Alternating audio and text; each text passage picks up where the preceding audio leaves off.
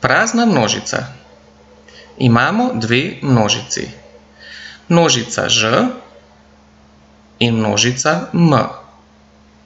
V množici ž so ženska imena.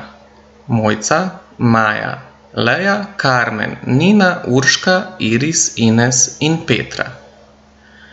V množici m bi pričakovali moška imena, vendar ni niti enega. Množica m je prazna množica.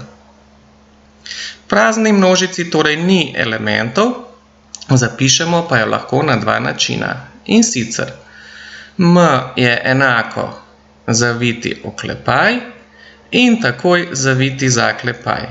Notri ni nič. Drugi način pa je m je enako prečrtana ničla.